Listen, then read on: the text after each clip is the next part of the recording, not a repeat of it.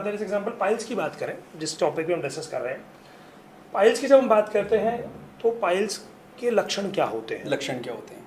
पहले लोगों को पता ही नहीं थे। नहीं पता। तो लोग क्या करते थे, भाई केमिस्ट पे गए, चुपके से 2 गोली लेके खा ली। डॉक्टर के पास गए, उसने कहा जी हाँ दर्द है, जो गोली खा लो।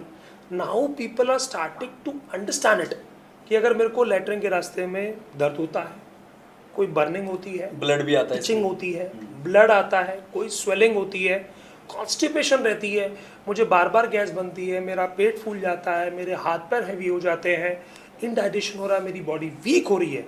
अच्छा, पहले वीकनेस का मतलब मल्टीविटामिन था। मल्टीविटामिन था। पहले गैस बनने का मतलब पेट के अंदर केवल वो पेंटोटैक और एंटेक की गोली थी या कोई सिरप था। अच्छा, आपको कब्जी होगी तो लोग इस सब गोली या पेट सफा खा के अपना काम चलाते थे। दर्द होते थे तो डॉक्टर से जाके 2 गोली दर्द की खा लेते थे। लेकिन ये जो अवेयरनेस प्रोग्राम चालू हुआ, जिसमें आपका बहुत बड़ा सहयोग है ऋतिक जी, जो आप लोगों तक अवेयर कर रहे हैं, अवेयरनेस से लोगों को समझ में आया कि बीमारी का मूल रूप क्या है। और जब समझ में आया तो कोई बात समझ में आई कि एक्चुअली हमसे ही, जैसे एग्जाम्पल अगर हम गैस की बात करें तो आपके घर के अंदर ही तेज पत्ता है, दालचीनी है, इलायची है, जो आयुष काढ़े के अंदर डलता था। तो आधी गैस तो उसी ठीक होगी, पेट साफ हो गया।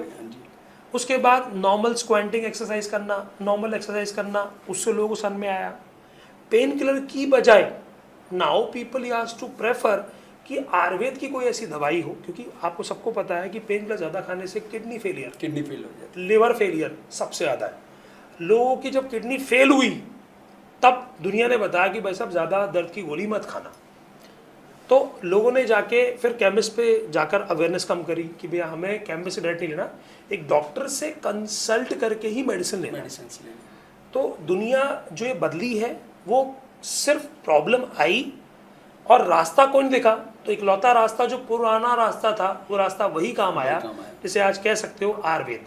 Old is gold. Old is gold. तो आयुर्वेद ने वो फीचर वापस लोगों को दिलाया कि आपकी डाइट क्या होनी चाहिए, लाइफस्टाइल क्या होनी चाहिए।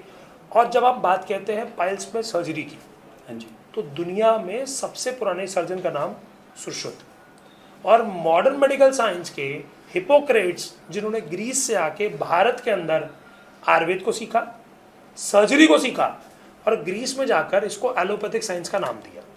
सर्जरी करने के तरीके उनके भी वही हैं जो वो हमसे सीख के गए थे।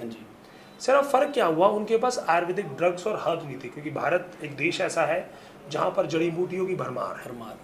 तो वो हमारी बॉडी के लिए फ्रूटफुल हुई।